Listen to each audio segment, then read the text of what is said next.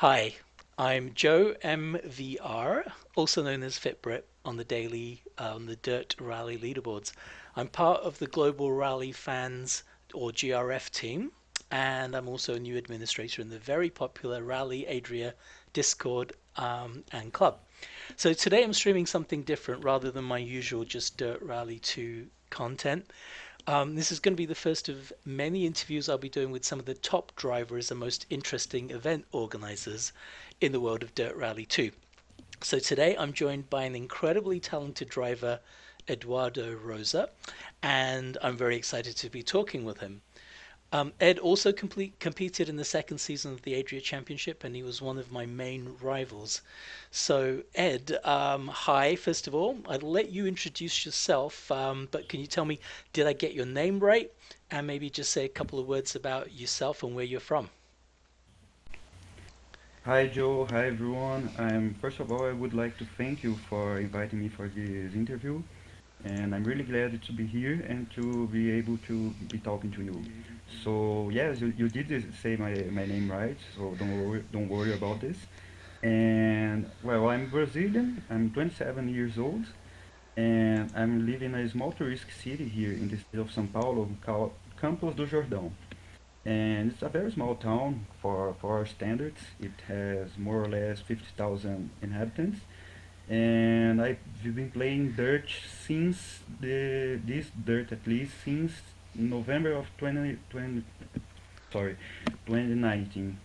So it's been basically 2 years already. Wow, okay, so you've really done very well in just a couple of years.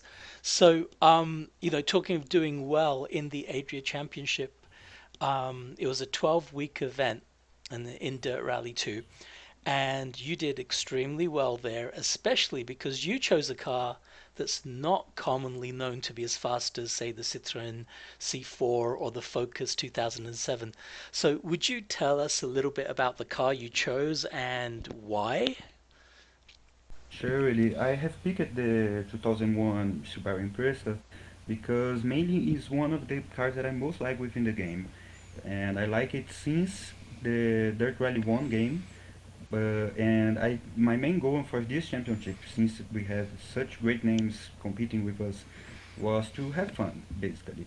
And to be honest, when I decided to enter a club or doing a daily, a weekly challenge, I almost aim to pick not the most obvious choice in class, or I mean the more faster car or the easiest to control. I like to challenge myself a bit in this matter, and I have picked it exactly by these reasons.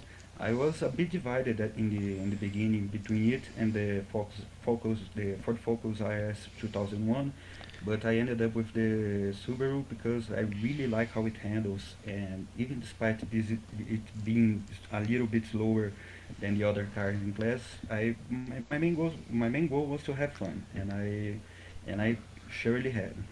Yeah, that's a great approach. I mean, I had a lot of fun as well, but after the first event, I got really caught up in the competition because we had the likes of EXR's Speed Sensei. Um, there was Team Estonia's Crazy Nevada. Two of the top drivers in the world. Not to mention EXR's Typecast Wookie. And I was fourth behind those guys, and so I began to really take it seriously, always trying to catch up to Wookie.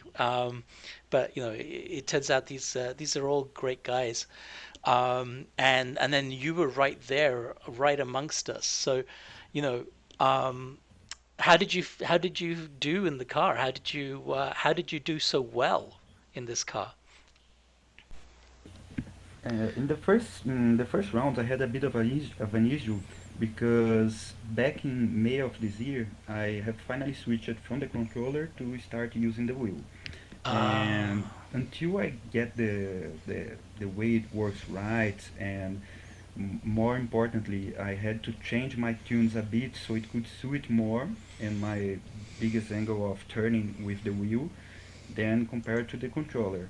And so I had to fiddle with the settings a bit. I had to drop for example, in the case of the Subaru, I have to to change the proportion between the front suspension and rear one, I had to increase it a little bit so I could have more control and more precision about what I was doing.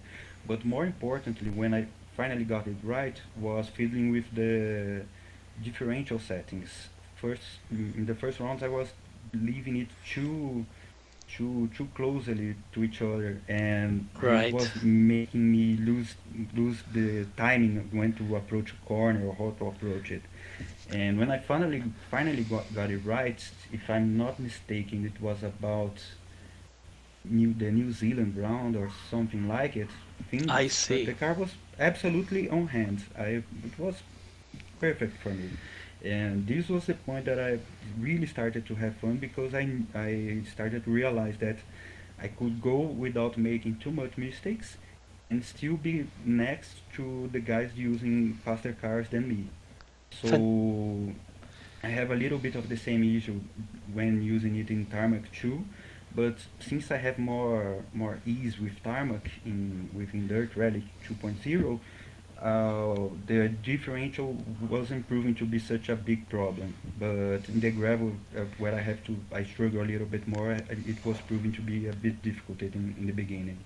Ah, right, because yeah, I recall when the competition started, there was some talk on the Discord about how fast you were, and the team that got you was really excited to have you there. So I decided to keep my eye on you because I didn't know you at the time, and I thought, okay, this guy seems like really fast. I'll see how how I get to do against him. And then in the first event in Greece, you finished 10th, and that was by far the lowest position you had in the competition. So, was it because of getting to know the car and the differential settings that you didn't do as well on that one, and then as the competition went on, you got to know the car a bit better? I guess that there were two main things that got me in this first event. I don't recall it perfectly, but if I'm not mistaken, I had a bit of issue, mainly because of this differential and overall tunes that wasn't suiting very much on the wheel, because I was basically using something that worked very well for me in the controller, but the wheel was another matter. And but this was one bit, and the second one was that at the beginning of Adria we had many drivers that were still accomplishing to win the championship, and they have picked much faster cars than I did. Right. And for these initial rounds, I remember that I was 10th place, but my goal was to have fun and, of course, if possible, to be the fastest one using an older car. I'm Yeah. pretty sure that if any of the other drivers, like you said, Typecast Wookie, the Speed Sensei, Crazy Nevada, if they have also picked older cars, they would surely be faster than I did. Not because only of the tune settings I was struggling with, but mostly because I consider them of drivers of a higher level than I am. So, but as the rounds go passing by, we wasn't seeing much drivers taking part in the competition, and this more or less opened a way for so I could go up in the ranks too.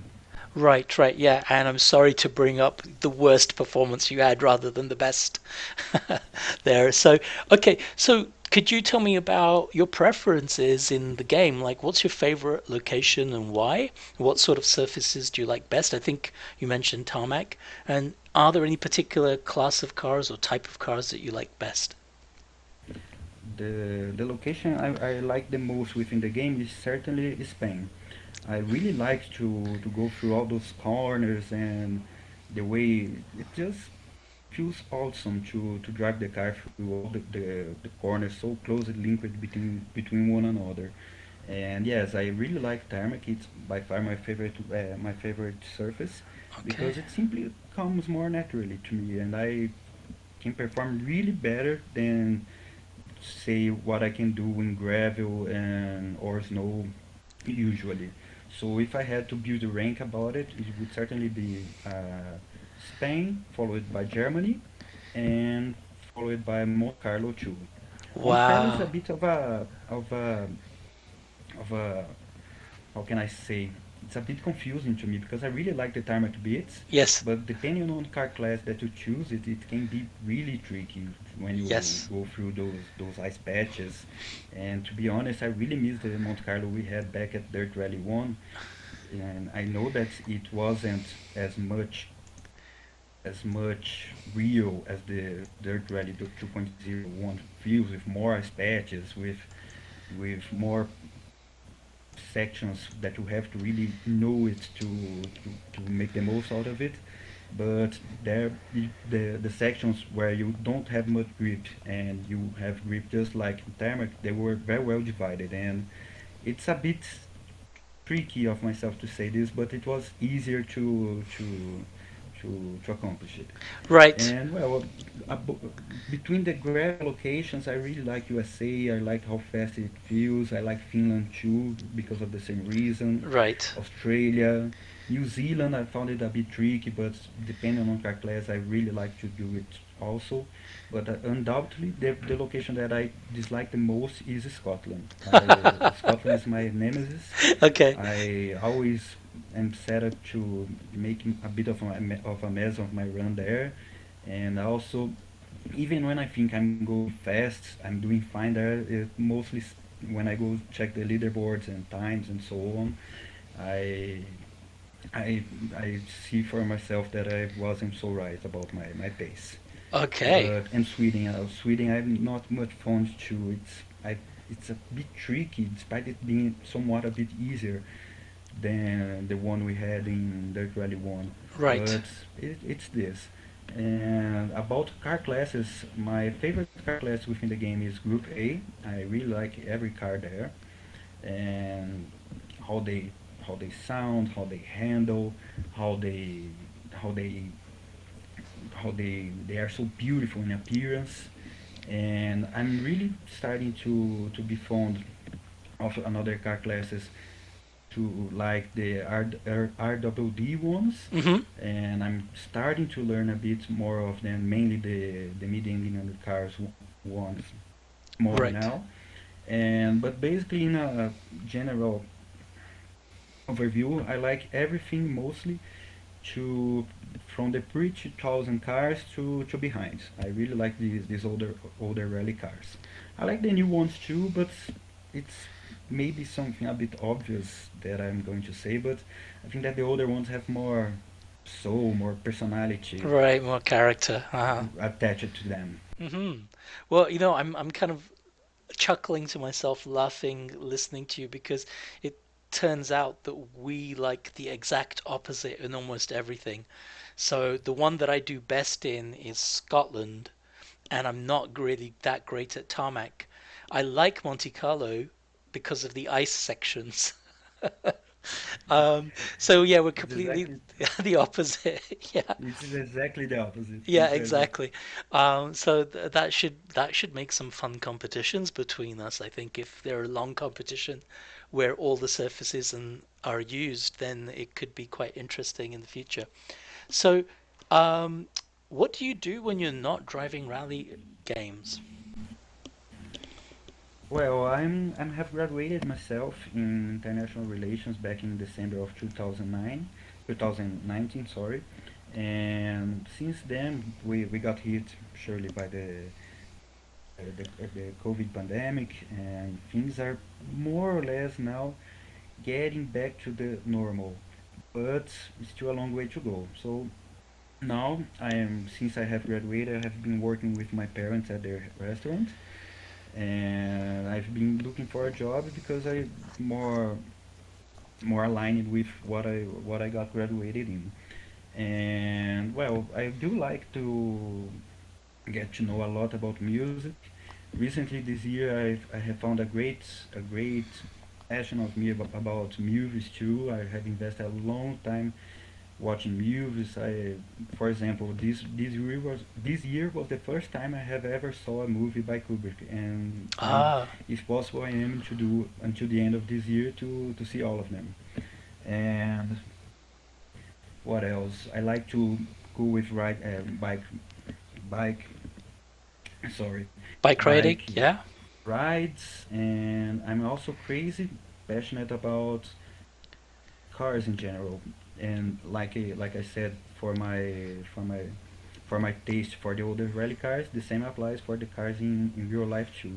Anything, basically anything pre 2000 will get my attention, and mostly cars from the 60s, 70s, 80s, 90s, 50s, the pre-war cars, anything. I'd like to always research more and more about them, get to know cars from other countries that we didn't have here in Brazil, and even though I never saw it by myself in real life, I also like to research and get to know it better too. So it's mostly this. I'm very fond about cars, and I can easily spend all of my day reading and researching about them. Oh wow. Okay. So there now we do have a little bit more in common there because, as you know, I also like music and movies as well. And if you stick around in the GRF club, the Global Rally Fans Club, I'm going to be doing the next special event, and it's going to have a movie theme to it. So that could be interesting. I can't say too much about it yet until we officially launch it, but that might be quite cool. When it comes to cars, I do like the more modern stuff because I'm almost double your age, so all the older cars, I've been there, done that. But I'm not a real petrol head or a gearhead, as people might say, because I'm more into the virtual driving world. Just because uh, for a long time that's all I could really afford. So, all right, so let's go back to the rally sims, right? Will you be competing in Adria Season 3? As I said, I'm one of the administrators there, and we want to really get a lot of people involved in that. We might have a couple of spots on the GRF team, so if you don't have a commitment, we'd love to have you there. But yeah, why don't you tell me whether you're going to be in Season 3 and whether you're in the team already? I haven't really thought about being in Adria season 3 already because I really need to diminish the quantity of clubs I'm in. It's been crazy. It's been simply crazy to do all of them. And like for example, like last week no, sorry, I got confused. 2 weeks ago, I was in 8 or 9 active clubs, and it felt great, honestly, because I had more time. That there wasn't so much pressure to jump on a type of car, then get out and do another one that wasn't much completely related. So I had sort of a schedule to try to couple the ones that were more closely related, but then you had different locations. So it was very cool to have more this more uncompromised approach, and I was feeling I could do even better. But then last weekend there was at first glance a club that was supposed to be only tarmac, and I couldn't resist, and I joined it. And there was another one that should be the same thing, but I haven't noticed the total of rounds there was about to be. And turned out there was gravel, and now I'm at 12 active clubs, and mostly of them have very small, very small time spent to complete, like 5 or 6 days. So Right. again, I'm a bit busy doing all of them. So I really have to think because I need to see to check if I will have a spot able to do the Adria season 3, Hmm. and I have to take in account that we will be running R5 cars, Yes. so it's not necessarily Right. my my my favorite class. But considering that Adria was so much fun, so much great, and I have made such great friendships, like you, for example, and all the GRF guys, and it really weights to the side that I must be in. But I really need to see if we want be more of a heavy weight that I will have to carry with all the other clubs I'm in. So if surely there is a spot, I will surely be on it. But I need to have a little bit more time to think about it. Okay, cool. Well, I won't pressure you here in during the podcast because it would be a bit inappropriate to do that. But I will pressure you offline a little bit and try to persuade you because we'd love to have you. So, the Adria team, the organizers, did you know that they were so young? We were very surprised. Graphics, I think, is just 14 years old, and he and Benito managed to organize this club. There were some issues at the beginning, but I think they treated everybody really, really well. And I've joined the team now as an advisor, being older than both of them put together. And so I'm, helping them, and I've also joined the GRF club as the event organizer, one of the event organizers as well. So, do you have any feedback about the Adria Championship, and how did you like the events and the whole championship in general? Anything else I you want to entered add? it.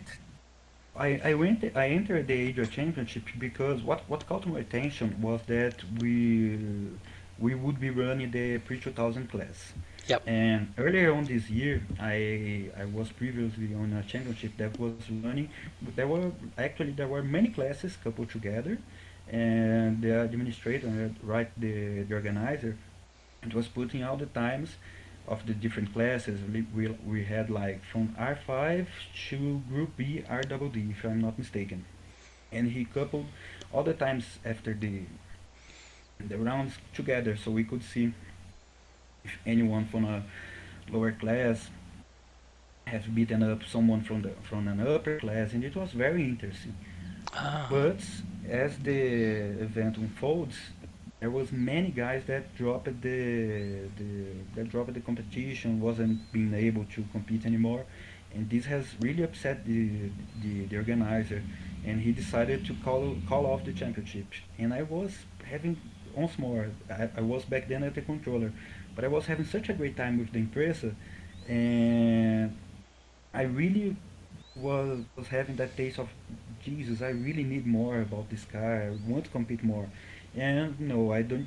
Since the championship was called off, I had to only do some dailies, weeklies with the Subaru or any pre 2000 car, pre 2000 car class, in to just to name. yep. But when this opportunity popped off, the guys, the team that I'm in the JRC Championship, they have offered the opportunity to join, and I see the car class, and well, why not? I have never, I until then I have never ever happened to have heard about the Adria Championship, but and I wasn't with the expectations much higher, to be honest. Okay. But then I entered, despite my triumph on entering because I forgot to fill the form. I was very confused because as you can see, the being 12 clubs is a madness. 12 or more clubs is crazy. And well, after I have entered, I have such a great time there, and despite my fellow team members wasn't being able to keep up with the Adria Championship, I kept up because I really felt there was such a good place to be, and the organizers, even being so young, they did such an amazing job with the increase of players we had at the beginning and so on, the organization of the Discord server, the organization of the championship, and it was such a great place to be. I couldn't simply quit and running the car class we had. Yeah. I wouldn't do so. Yeah. And meeting the GRF guys, was simply awesome. So my feedback is only positive for them because they did a job, even being so young, that I have saw already many organizers that have much more age and not so much patience that these older guys couldn't do. So it's only positive. I had a really really rewarding experience there. Fantastic. I'm sure they'll be really happy to hear that. I agree they did a really good job, and they're buying trophies and prizes for the top drivers out of their own money as well, which is why I decided to sponsor them from my business a little bit in the forum that I like the best, which is going on at length about how my rally went. But yeah, these guys really deserve. They're working super hard at this club, and So, I'm there to support them, and I'm glad you were there through the whole thing as well. So let's talk a bit about your driving style and the way you compete. You've talked a little bit about this already, but what's your strategy when you compete in the competition? Like, do you go flat out, go as fast as you can, taking risks because it's more fun, or are you a more consistent driver who aims to finish without going crazy, or do you pick a person to have a silent competition with to see if you can beat them? I did that a little bit with you and Wookie. um, I must admit, occasionally Speed Sensei when he wasn't driving at his best. Or do you do something else altogether? For driving, usually I really aim to, as I said before, I really like to pick a slower car or not so obvious type of car for a given location and try to do my best with it to see how much up I can punch, if I can say so. And about my strategy, I really like to go in a, how can I say, a composed risk, let's say, that I like to go fast, but not much like I don't care at all about what I'm doing. If I crash, I crash. So my record is I don't have I have little cases and occasions that where I got terminal damage, Hmm. and if this happened only was because I was above my comfort zone. And but since it's very risky to do so, and you have much to throw up if this happens to you, I really like to use this composite risk, or having where I can have a suitable pace, a pace that can bring me more or less level to the rest of the competition, but without taking too much risks.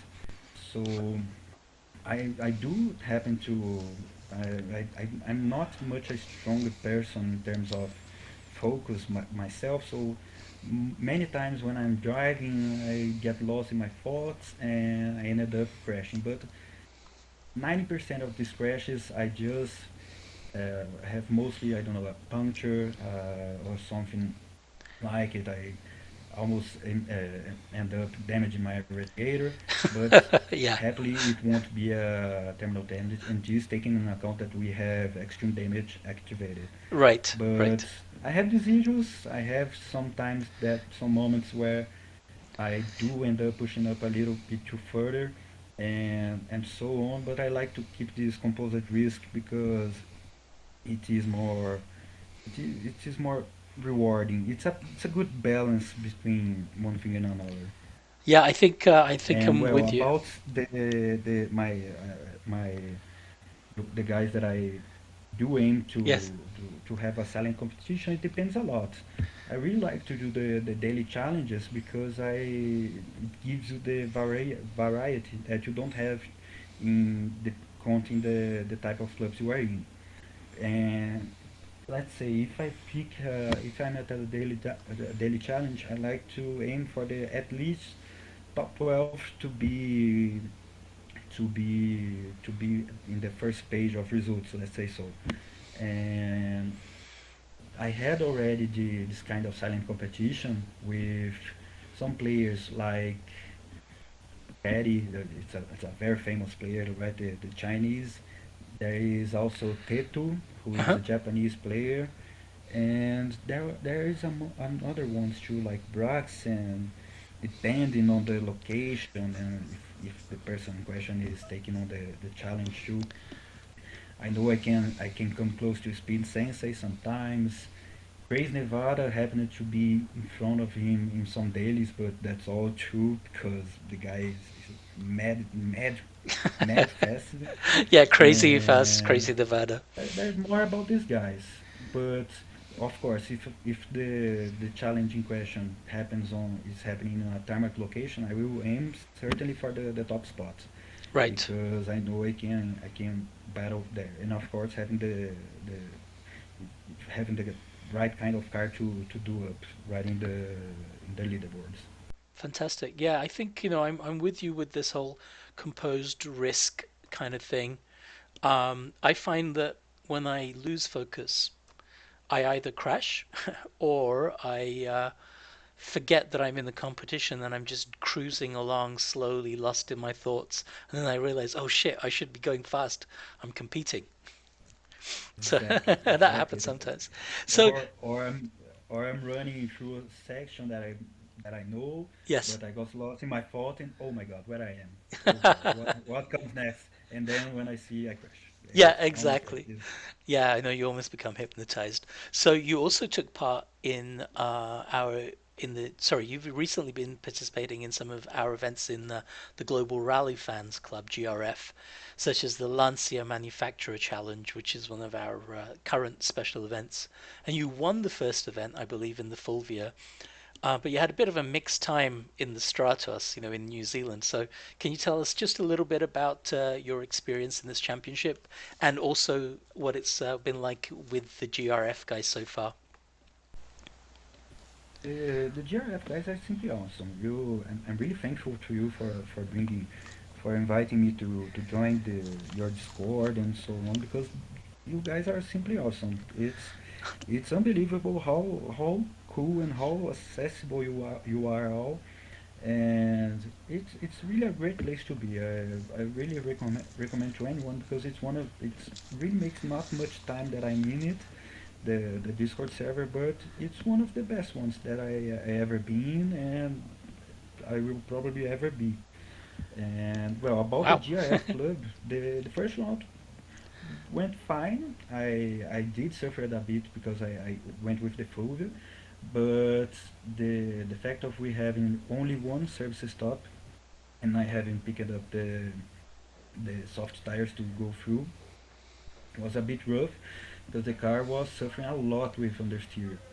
Right. I when say when I was at the stage that immediately was before the service stop, the car was understeering so much that there were some corners that I really needed to slow down a lot and go really gentle with the brakes. Otherwise, the car would simple go straight. No matter how much I turned the wheel, no matter if I prayed, the car would simply go straight. Right. And I had some issues there, but I wasn't really expecting to win it because I thought more people would choose the soft tires. And as I said to you, I had some off-road excursions with the car being so understeery at the Right. stage 5, I Yep. believe.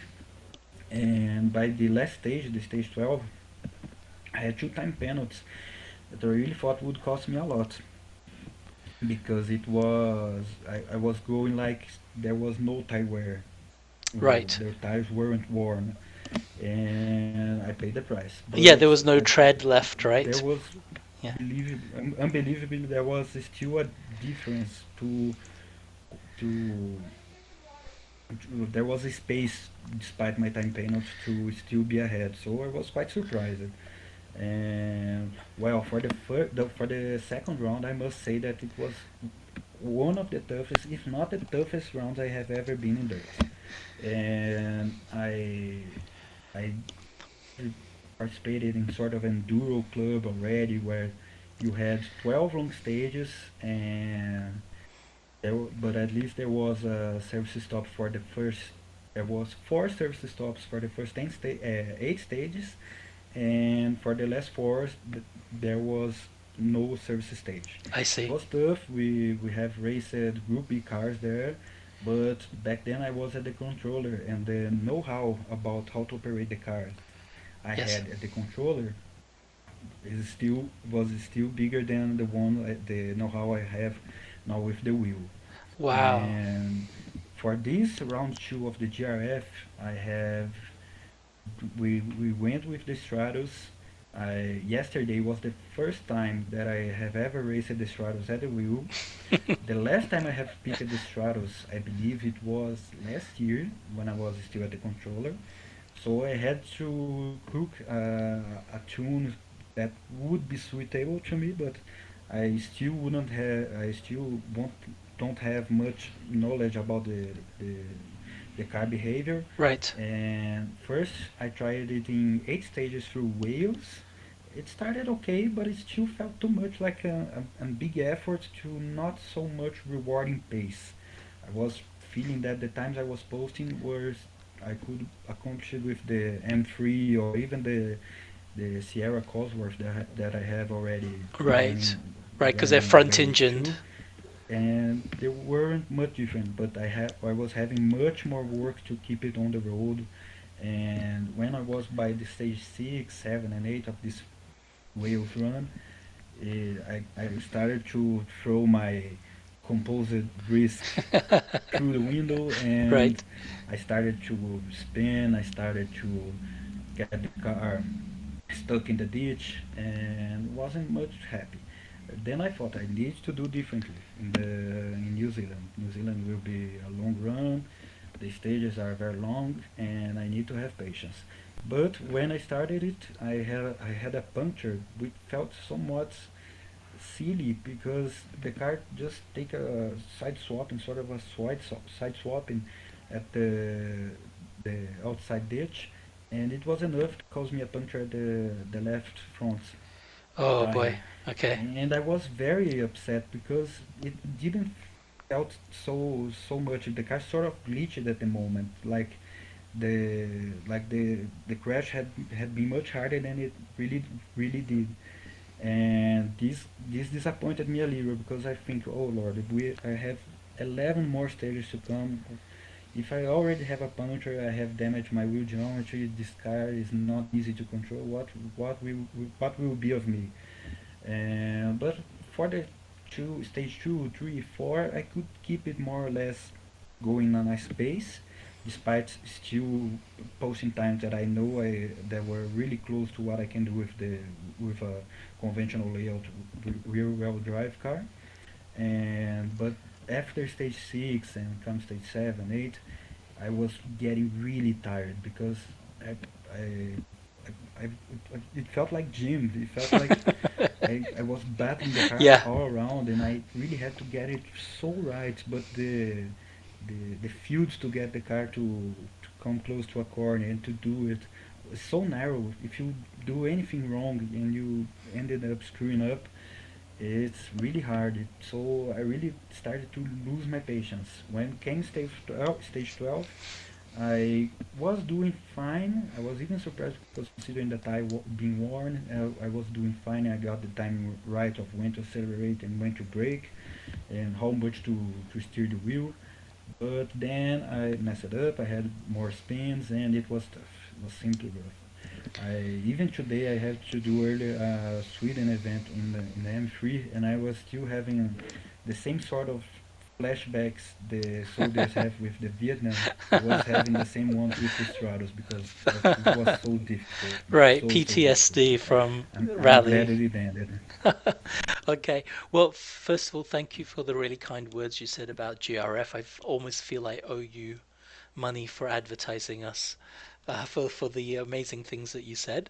Yeah, I also found it a really good warm club, and it hasn't been going for just a year now, so it's still quite new, and I'm really glad I found my own rally home there between GRF and Adria as well.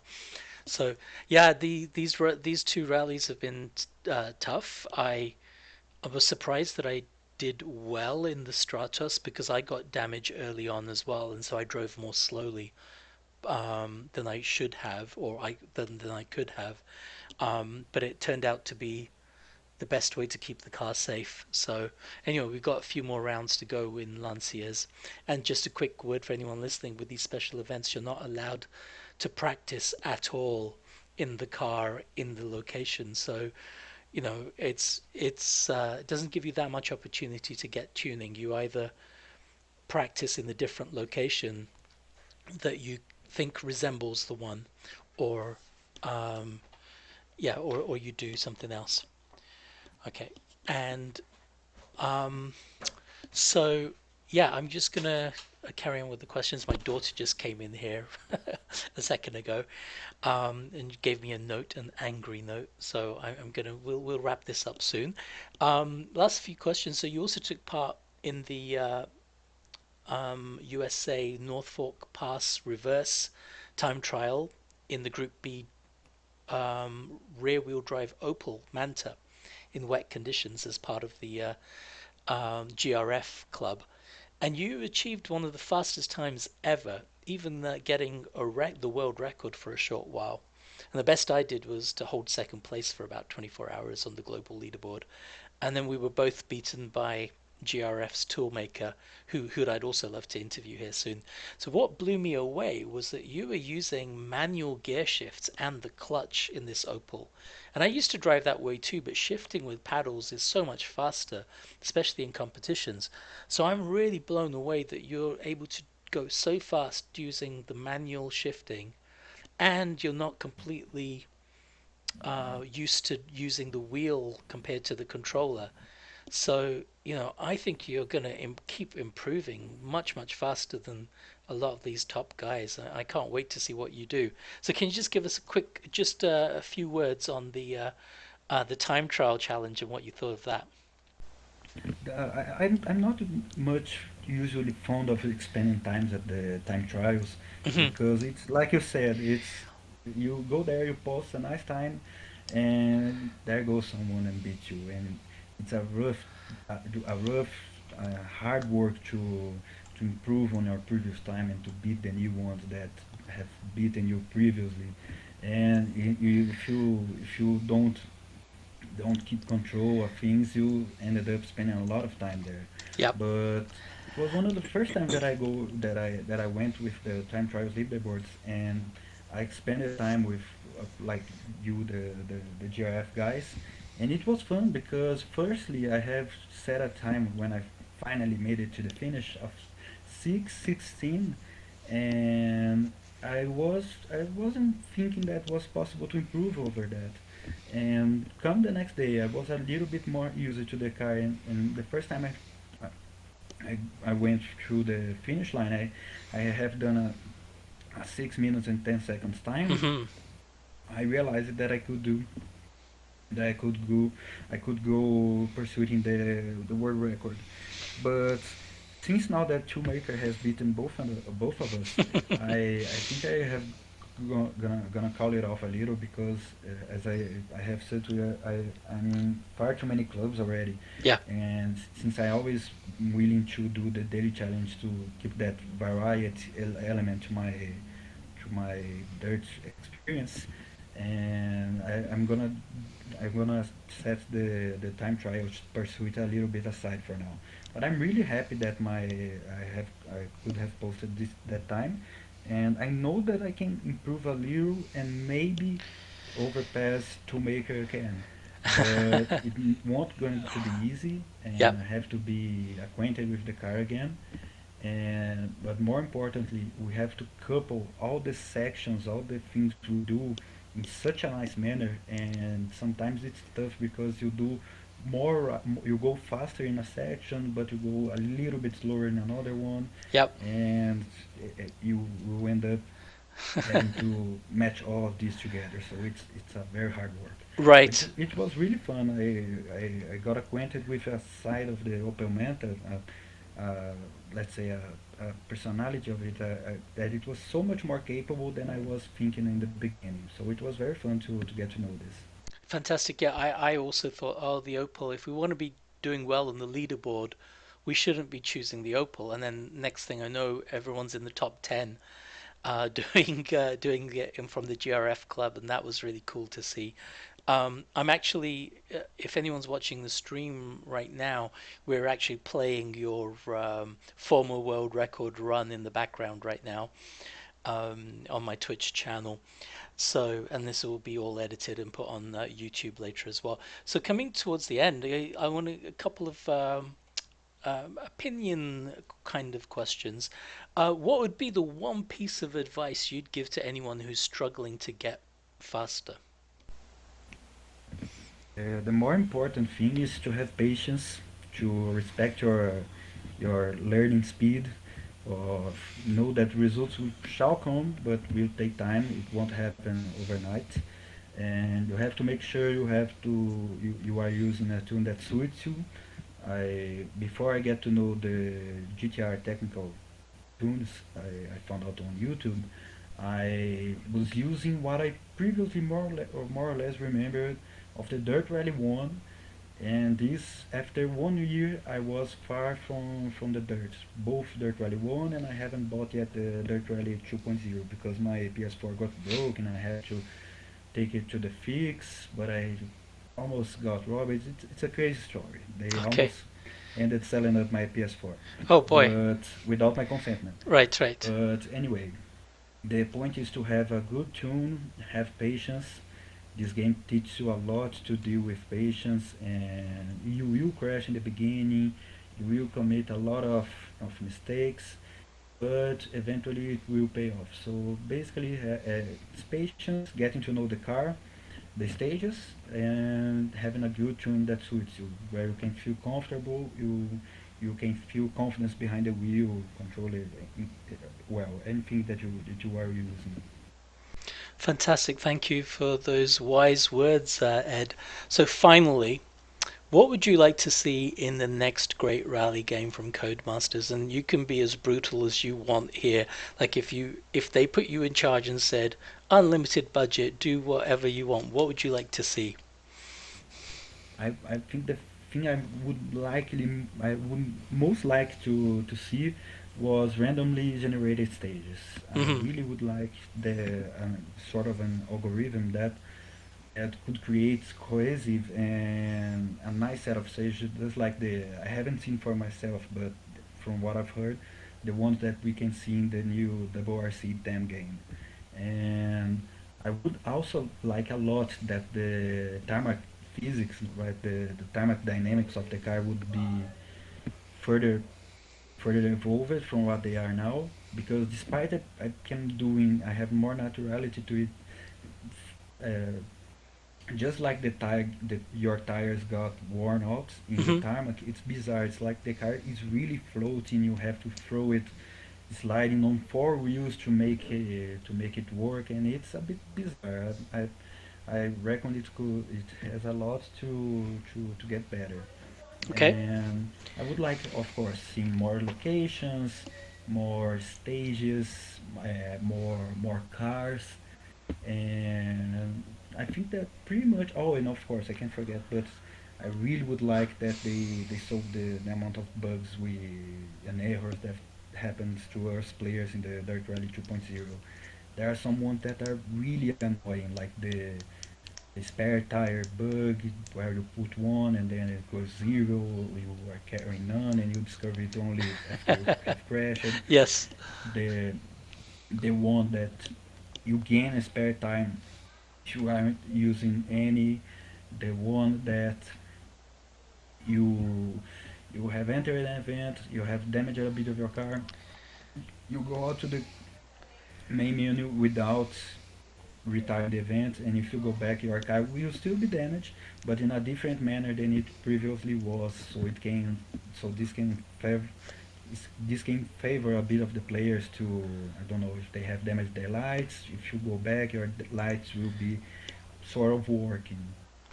And it's these little things that got us a bit upset because we really feel like the game doesn't have much support or interest from Codemasters sometimes, and we feel somewhat abandoned. And oh, Right. of course, the rain bug. It's simply horrible, simply horrible. I really would like that these little things that can upset us, they got solved for the next game. I think they are really are on a very good path, but they need more attention to these little details, and of course, expanding the game to a whole new level. Yeah, well, thank you. Those are certainly some of the things on my list as well. You know, also having VR for all platforms, that's important to me. But I'm glad that you got to say some of the things that you would like to see different. And I agree with all of those, the RaceNet bugs and so on as well. Maybe one day I'll give my full opinion on all of these things too.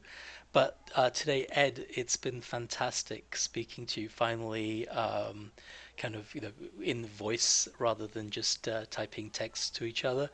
I'm sure you will have the listeners entertained and you know, listening to an expert. As I said, you know, you're just going to get better and better, and you're going to be scary once you really get as good as you were on the controller and the wheel. So that's I'm looking forward to that. Um, and yeah, you know, I'm really glad that I chose you as our first guest on what I think is going to be an interesting show because something slightly different that we do in the virtual racing world rather than just watching people drive all the time. And yeah, and I'm really glad that you joined the GRF club. And as I said, I'm going to be keeping on putting the pressure on you to come to Adria season 3 as well. I just found out that we've got a couple of people who are tuning in live.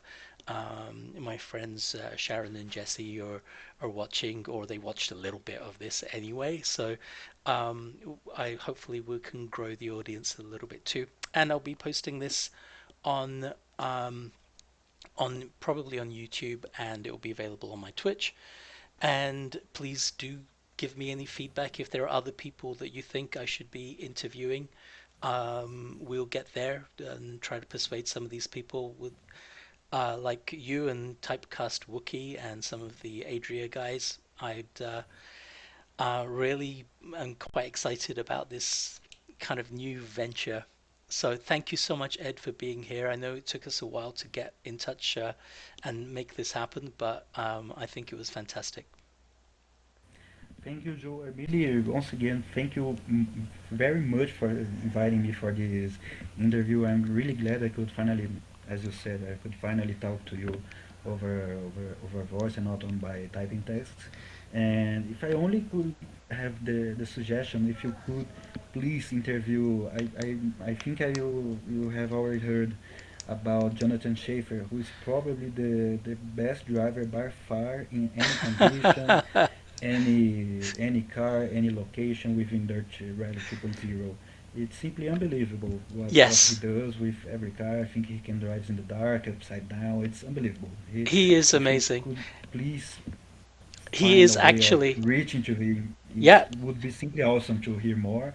And another suggestion too was, of course, any of these guys, of these literal aliens we have within the game, but there is one guy too, an organizer called Timothy Mabbott. yes, He's a yes. Dutch guy who is responsible, if I'm not mistaken, for organizing some basically 10 clubs or something like it. And he had already many great ideas. He's such a terrific organizer. He I'm in a club that he's organizing now. He based it in the original calendar of the European Rally Championship from 1977, and he has studied the calendar. He not only Uh, set up the events based on the conditions we have, on the road books we have, on the rallies from the era, but he has only let available the cars that we had until that very year. So, and he not only manages all this, but he also has plenty of great ideas for many clubs, and he's basically a legend of a organizer. So if you could reach him, it would be yes. awesome too. Oh, that sounds He's such a nice guy, and he has a lot of work to put all the results, couple all the results individually, and couple the different car classes together. It's another it's a thing from another world. that It's sounds simply really crazy. interesting. Yeah, you know, with But Jonathan, but like I yep. said, thank you very much, Joe, for this opportunity, for presenting me to the GRF guys, and for becoming such a nice person to meet and talk and to be here today. Well, that's mutual for sure, man. And I'm not the only one who's a big fan of yours. And I think Typecast Wookie called you a real sweetheart, and I would echo that myself. So, you know, you were saying about Jonathan Schaefer. Yeah, he's a Facebook friend of mine. We've chatted a little bit in the past. He was definitely someone that I'm going to reach out to. And you're not the only one. Other EXR guys have said he's the best in the world.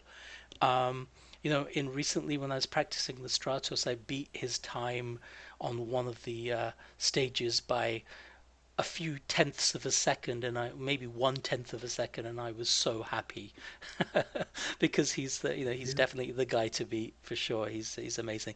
So okay, thank you, Ed. I better really wrap this up now, and We'll speak again soon, and maybe I'll bring you into a group one of these one day. But anyway, for now, I better sign off. Thanks very much again, and Thank you, Joe. okay, take care, mate. Take care, man. Thanks. Bye. Bye bye. So that's it for today. Tune in for another interview coming soon. I'll announce that in the comments below.